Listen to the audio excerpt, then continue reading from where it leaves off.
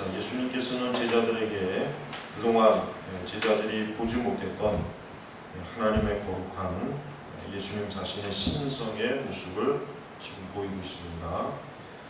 베드로는 굉장히 놀랐습니다. 왜냐하면 예수님은 그동안 인성의 모습만 보이다가 정말 예수님이 그 본래의 신성의 모습을 보여주니까 베드로는 너무 참 놀라서 베드로 자신이 무슨 말 하는지를 모르는 그러한 상황까지도 지금 빠질 정도로 예수님은 아주 영광스럽게 그 변화산의 그 영광을 제자들에게 지금 보여주고 있습니다.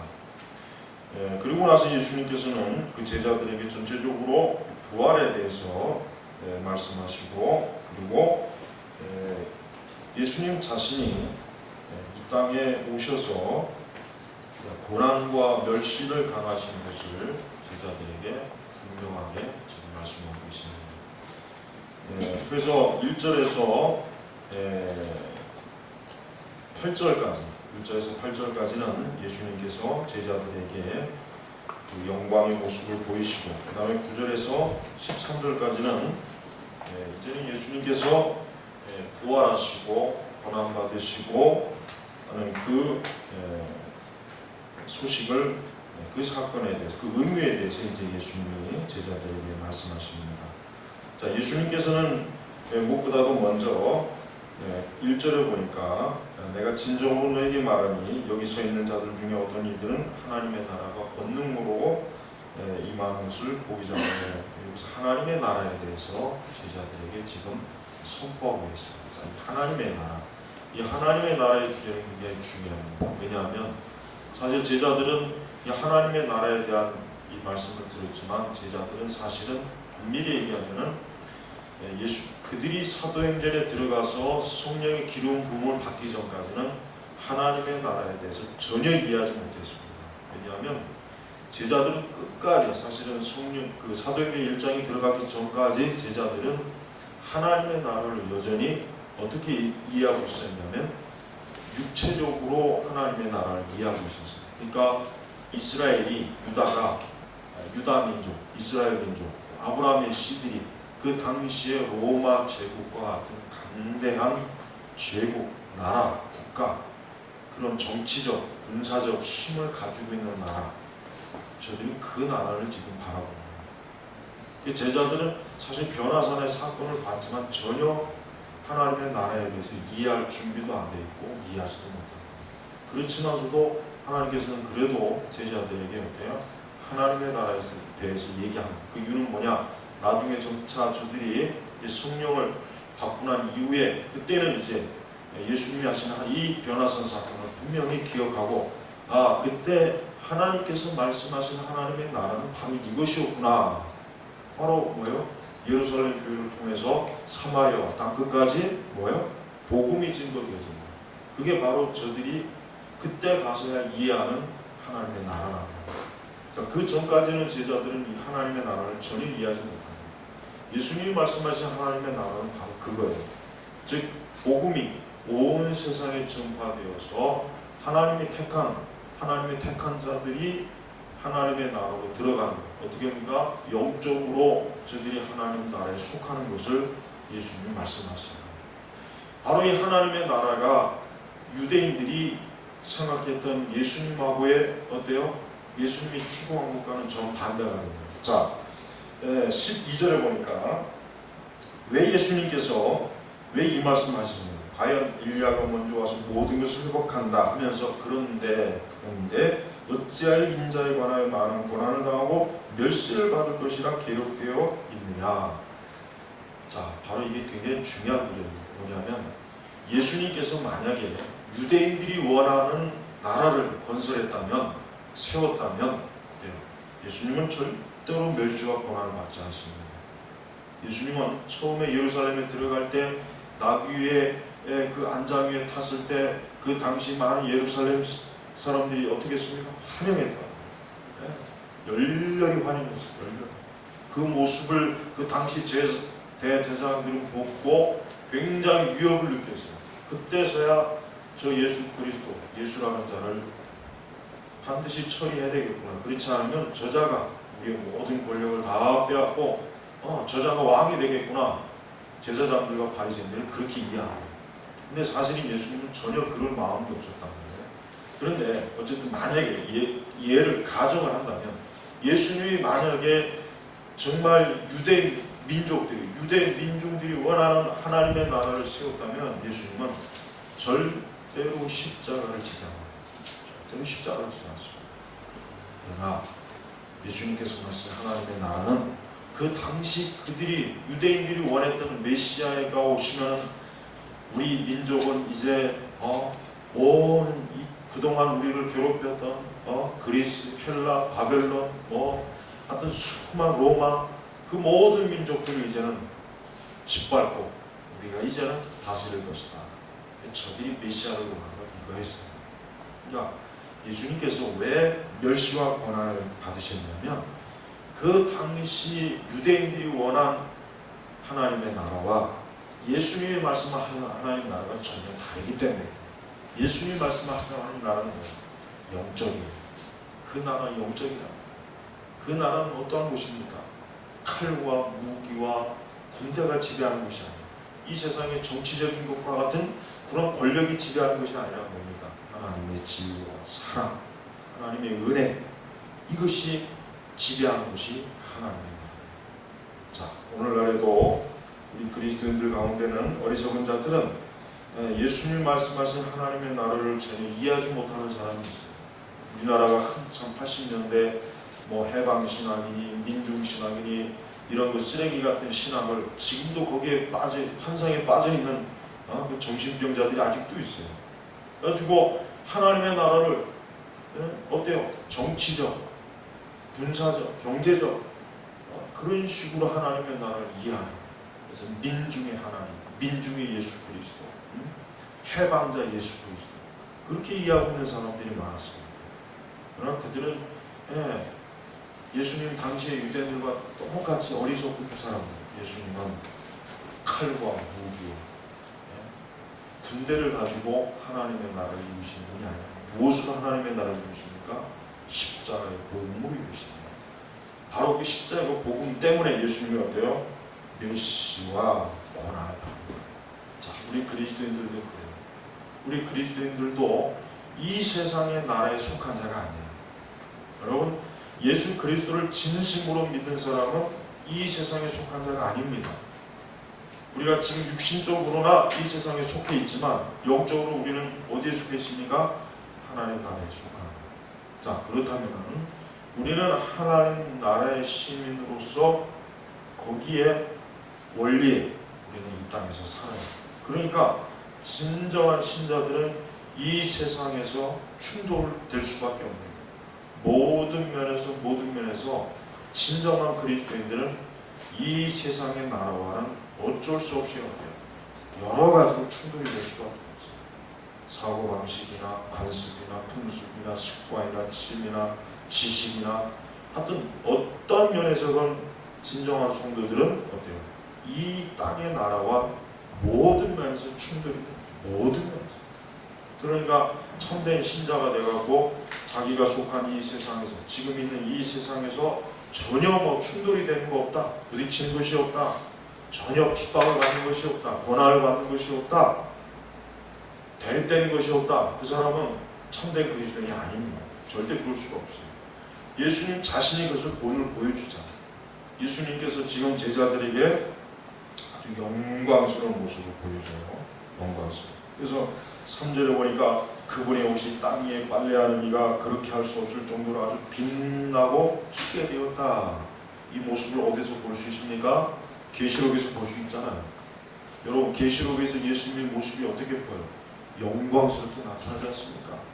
계시록에서 나타나신 예수님은 이 땅에서 그 초라하고 보잘것없고 형편없는 그런 아주 연약한 그런 분이 아니에요. 계시록에서 보는 예수님은 왕의 모습, 수많은 천사들을 이끌고 이 땅에 악을 멸하고 하나님을 대적자들을 무너뜨리는 철장을 가진 권세자의 모습이에요. 마치 뭐예요? 로마의 군대 장수, 황제와 같은 영적 권세를 가진 그분. 근데 잠깐 어때요? 잠깐 그 모습을 제자들에게 보여주는 거예요. 그러니까 베드로가 깜짝 놀라요. 왜?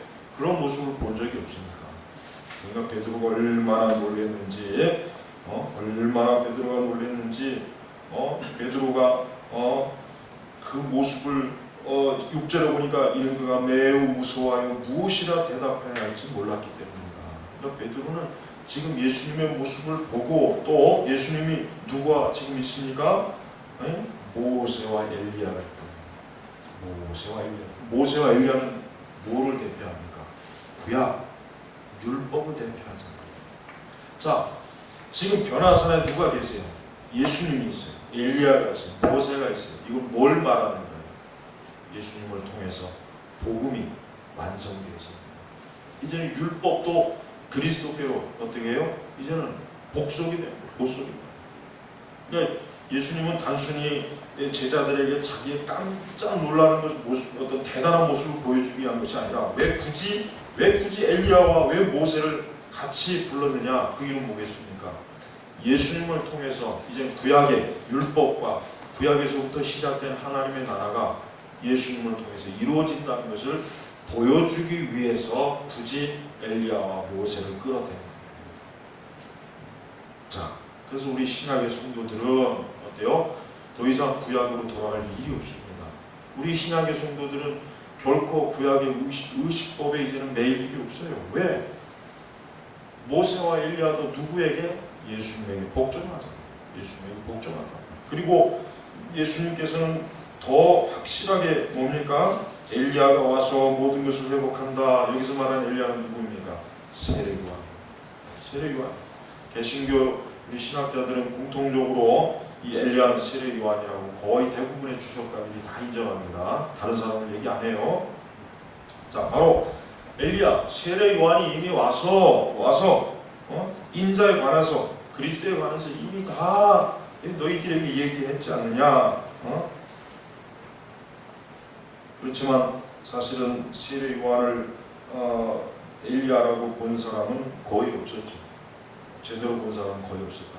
예수님께서 그 부분에 대해서 확실하게 지금 얘기해 주는 것입니다. 자, 예수님께서는 이 변화산의 모습을 통해서 무엇을 드러냈습니까? 무엇보다도 첫 번째는 예수님은 당신이 하나님의 아들이라고 하는 것을 아주 분명하고 명확하게 드러냈습니다.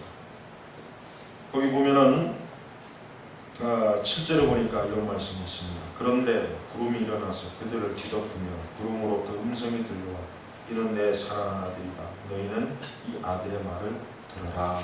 자, 예수 그리스도께서 하나님의 아들이심을 친히 증거하시는 하나님의 음성을 들려주신 것입니다.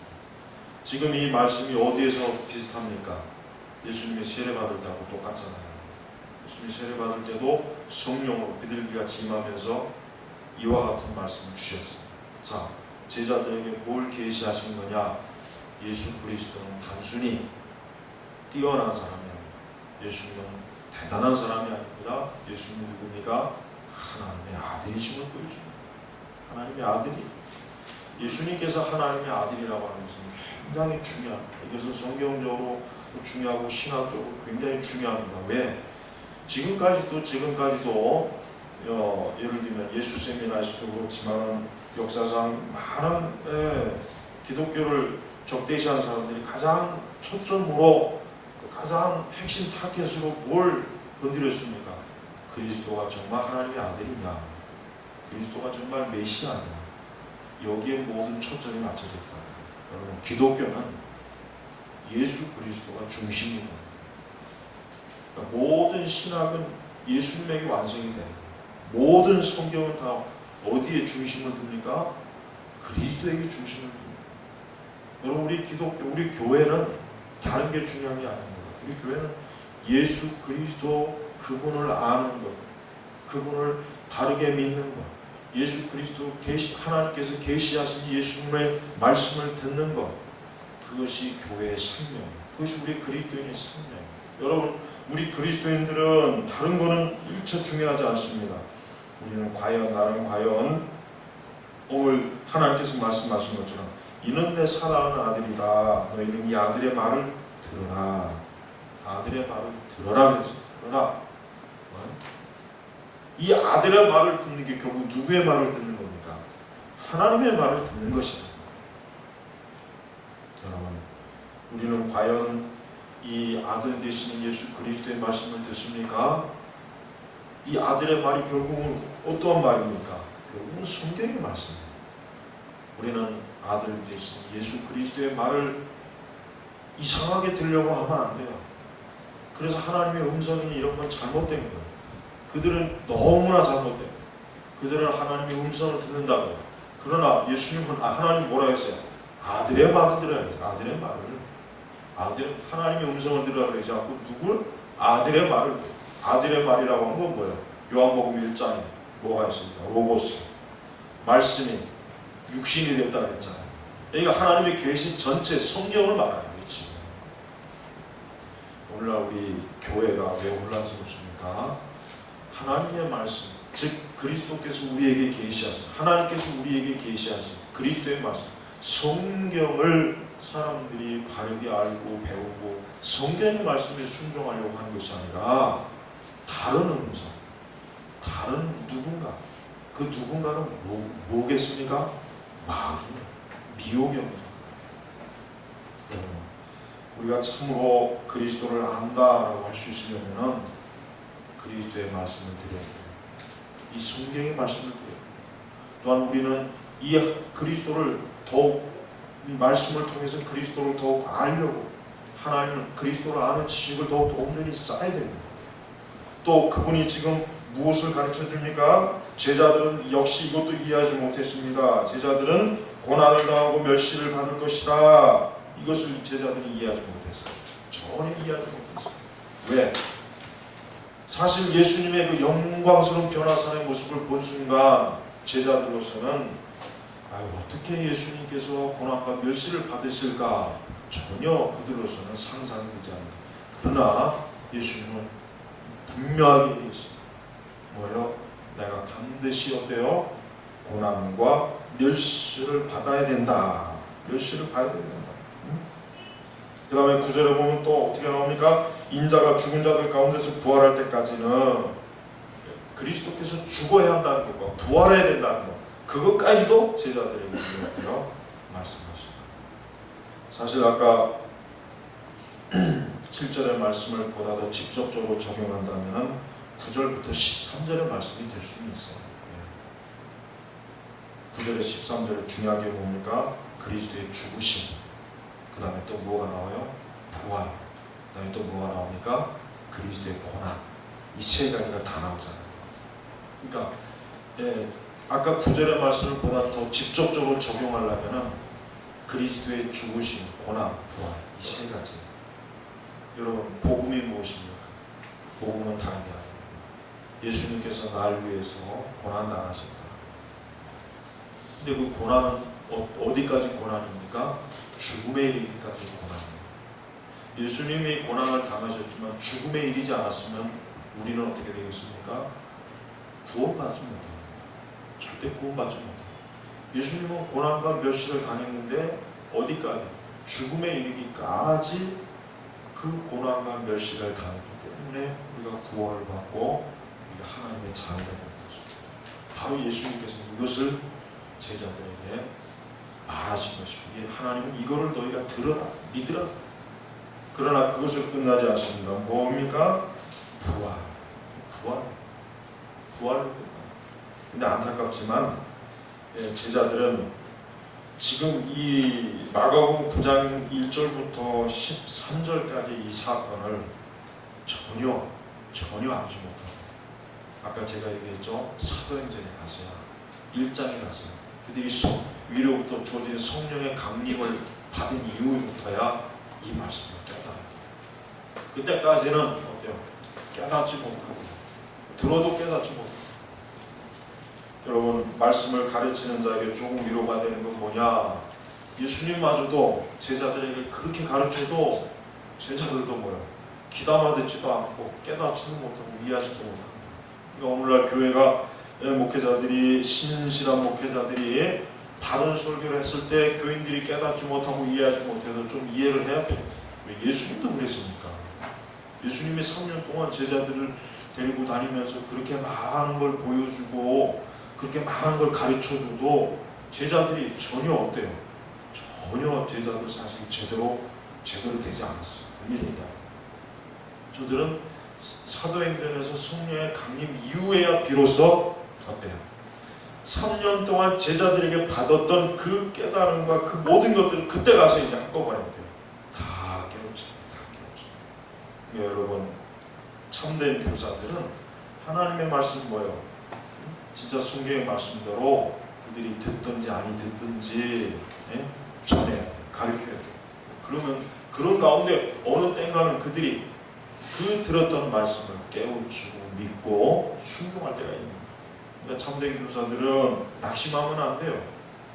내가 가르치고 증거하고 설교해도 도무지 못 알아듣고 깨닫지도 못하는데 전해봐야 뭐 하겠느냐, 가르쳐봐야 뭐 하겠느냐, 그러면 안 된단 말이에요.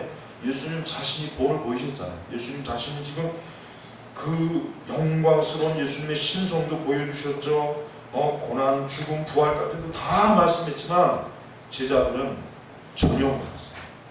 제자들은 베드로부터 시작해가지고 도대체 지금 예수님 뭘 말씀하시는 건지 전혀 이해를 못해요.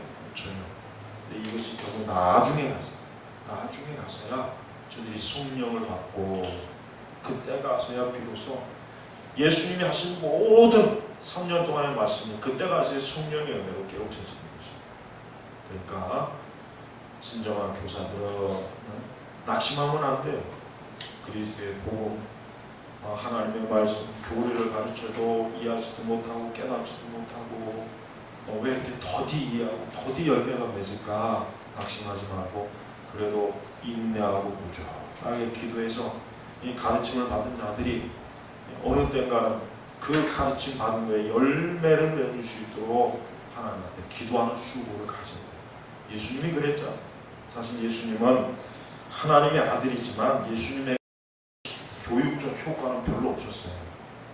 예수님의 교육적 효과는 별로 없었단 말이에요. 사실 하나님의 아들이면서도 예수님은 그렇게 크게 어떤 열매, 가시적인 열매를 별로 못 봤어요. 별로 못 봤단 말이에요. 그러나 예수님은 그래도 어때요? 인내하시고 그 제자들을 데리고 어쨌든 인내하시고 저들이 장차 사도로서 하나님의 교회 기둥 같은 일꾼들이 되도록 어때요? 그들을 끝까지 양육하시고 가르치고 그들을 위해서 기도하고 이것이 바로 뭡니까? 참된 목자의 본을 우리에게 보여주십니다. 제자들은 정말 영광스러운 모습을 오늘 봤습니다. 그 무엇보다도 제자들은 예수님께서 정말 하나님의 아들이시구나라는 것을 보았어요. 제자들이 많은 사건과 많은 이적과 많은 표적을 봤죠. 제자들. 그러나 제자들에게 있어서 가장 영광스러운 것은 이 변화사는 이 사건입니다. 변화사는 사건. 근데 이 자리에 누구 만났습니까? 딱 세 사람 만났잖아요.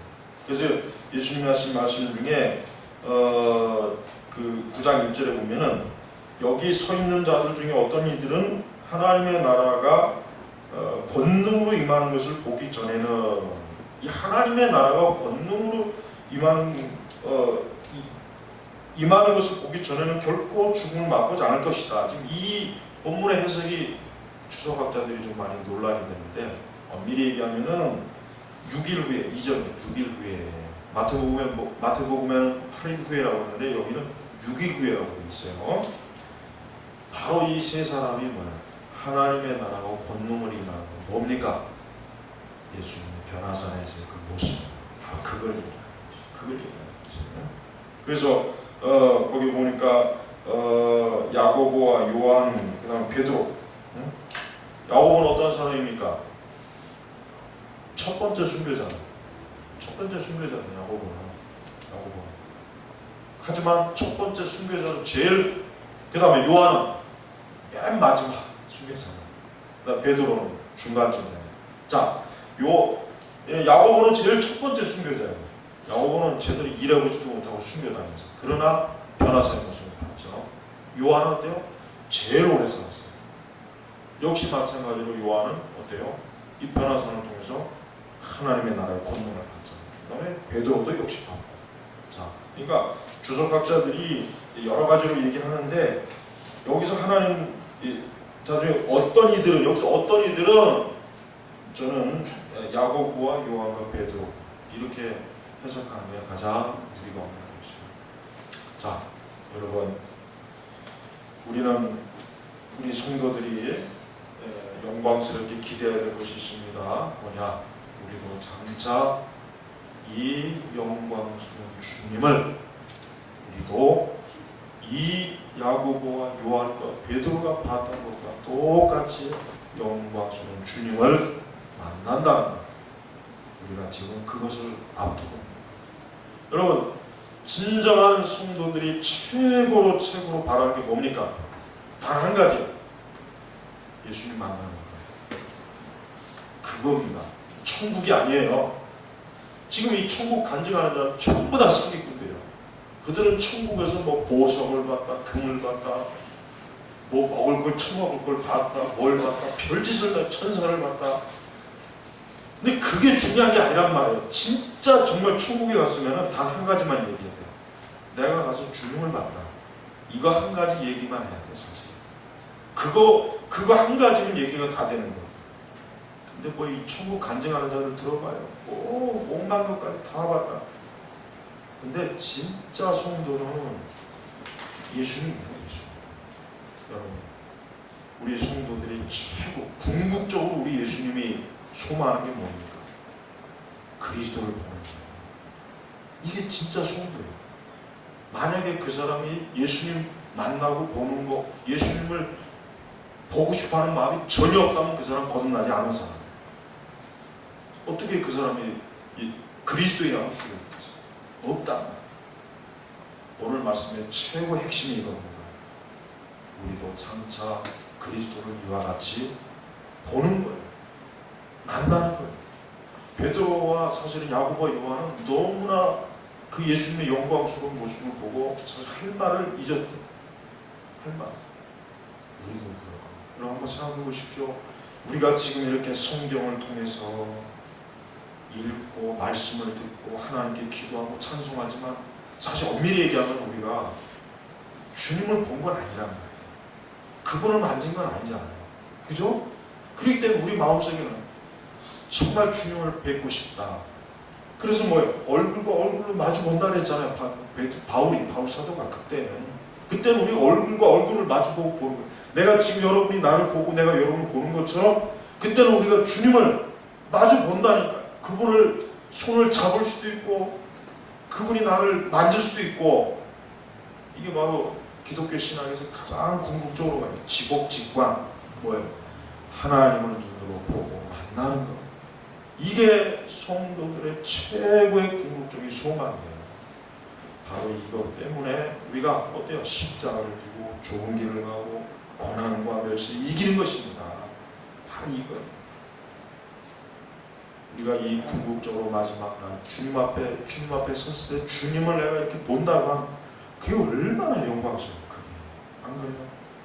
이 땅에서 그렇게 예수님에 대해서 얘기를 듣고 말씀을 보고 설교를 듣고 그랬는데 그분을 내가 직접 본다는 것 자체가 얼마나 이게 성도들에게 영광스럽습니까? 바로 참된 성도는 그걸 기대하고 고대하는 그겁니다. 그 이상 다른 게 없어요.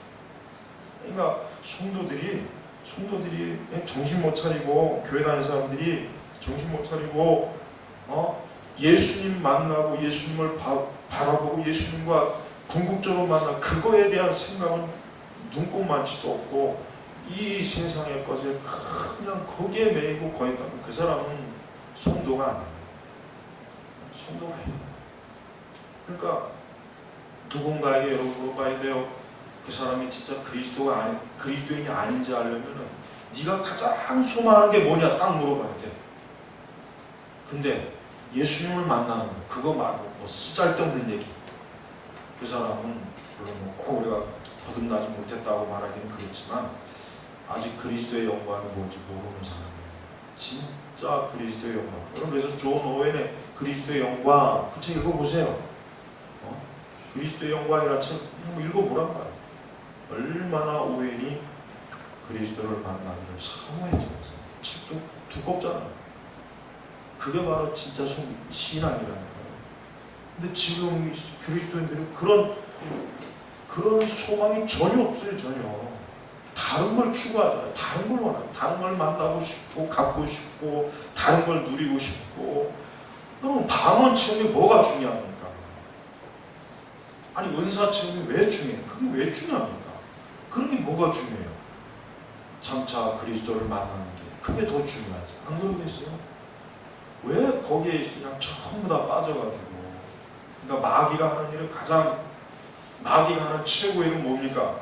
신자들에게, 아니 교회 다니는 사람들에게 다른 거를 막 제시해요. 그러나 예수님을 생각하지 말고, 예수님 만나보고 싶어 하지 말고, 예수님에 대해서 기대하지도 말고, 그리스도를 즐거워하지도 말고, 그리스도만 없으면 돼.